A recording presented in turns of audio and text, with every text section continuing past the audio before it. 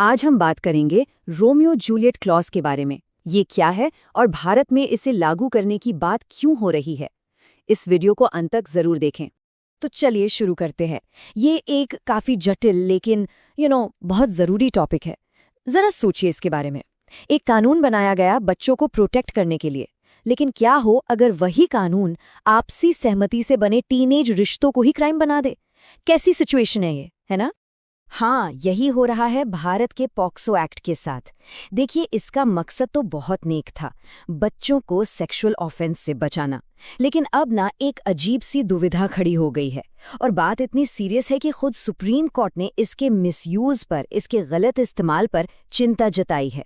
और बस यहीं से ये पूरी बहस शुरू होती है। सुप्रीम कोर्ट ने साफ साफ कहा है कि पॉक्सो का काफी ज्यादा मिसयूज हो रहा है। इसमें उनके शब्दों में निर्दोष किशोर फंस जाता है। सोचने वाली बात है, ये कितना पावरफुल स्टेटमेंट है। एक कानून जिसका इरादा अच्छा था, वो अनजाने में उन्हीं लोगों को तकलीफ दे रहा है जिनकी उसे हिफाजत करनी चाहिए थी। तो इस सख्त कानून के नतीजे क्या निकल रहे हैं? पहली बात तो ये कि जो कंसेंशुअल आपसी सहमति से बनी टीनेज रिलेशनशिप्स हैं, वो सीधा सीधा क्राइम बन जाते हैं। लड़के पर अक्सर इतने सीरियस चार्जेस लग जाते हैं कि उसका पूरा फ्यूचर बर्बाद हो सकता है। ऊपर से हमारे कोर्ट्स पर इन केसेस का बोझ बढ़ता जा रहा है। और कई बार तो परिवार इस कानून का इस्तेमाल एक हथियार की तरह करते हैं, उन रिश्तों को तोड़ने के लिए जो उन्हें पसंद नहीं। इन सब चीज़ों को देखकर ही एक पोटेंशियल सोल्यूशन की बात शुरू हुई है। तो सवाल उठता है कि इस कॉम्प्लेक्स प्रॉब्लम का सोल्यूशन क्या हो सकता है। अच्छा, यहीं पर एंट्री होती है रोमियो जूलियट क्लॉज की। ये कॉन्सेप्ट अब काफी चर्चा में है। चलिए देखते हैं कि ये आखिर है क्या। सीधे शब्दों में, रोमियो जूलियट क्लॉज एक ऐसा लीगल प्रोविजन है, एक ऐसा नियम है जो दो माइनर्स के बीच कंसेंशुअल सेक्सुअल एक्टिविटी को डिक्रिमिनलाइज करता है। मतलब उसे अपराध की कैटेगरी से हटा देता है। लेकिन इसमें एक शर्त है। शर्त यह है कि उन दोनों की उम्र में ज्यादा फर्क ना हो। जनरली 2 से 5 साल का एज गैप आमतौर पर इसके दायरे में आता है। और हाँ, इसका नाम बड़ा इंटरेस्टिंग है। ये नाम शेक्सपियर के उस famous play Romeo and Juliet से आया है। आपको याद ही होगा, उस कहानी में 2 यंग लवर्स थे जिनके रिश्ते को उनके परिवार एक्सेप्ट नहीं करते थे। तो बिल्कुल उसी तरह ये कानून भी उन टीनेजर्स को बचाने की कोशिश करता है जिनके आपसी रिश्ते को समाज या परिवार गलत तरीके से क्रिमिनलाइज कर देते हैं। ओके, तो अब हमें रोमियो जूलियट क्लॉज का आइडिया लग गया है। अब देखते हैं कि इंडिया का करंट लॉ पॉक्सो एक्ट इस बारे में क्या कहता है, क्या नियम है अभी।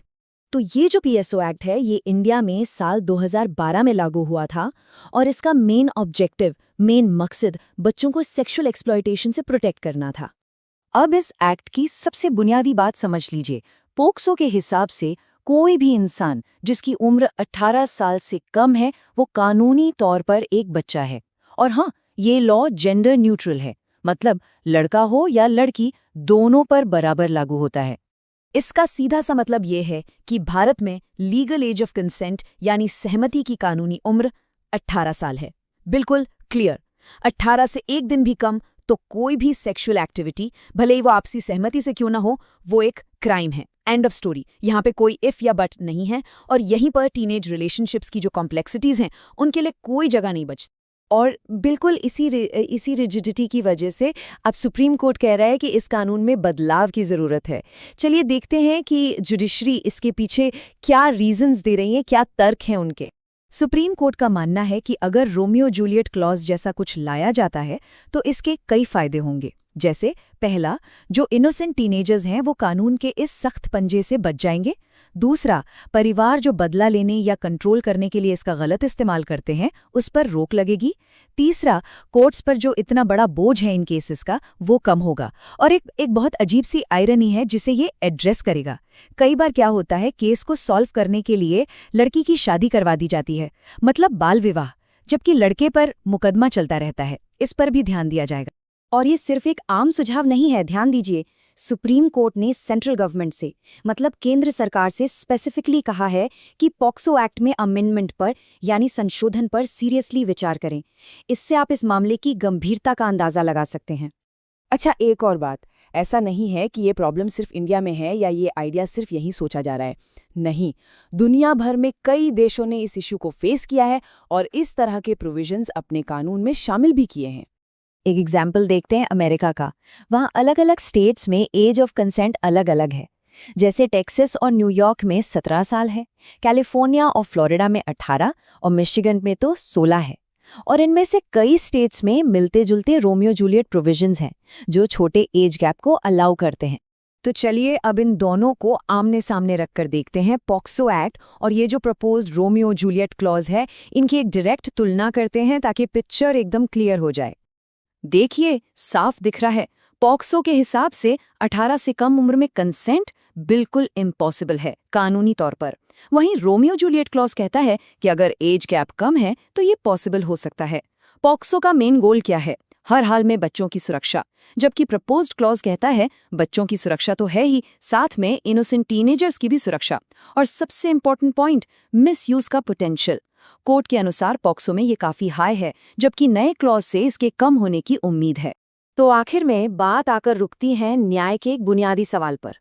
हमें प्रोटेक्शन और प्रोसिक्यूशन के बीच, सुरक्षा और सजा के बीच एक आखिर बैलेंस कैसे बनाना चाहिए?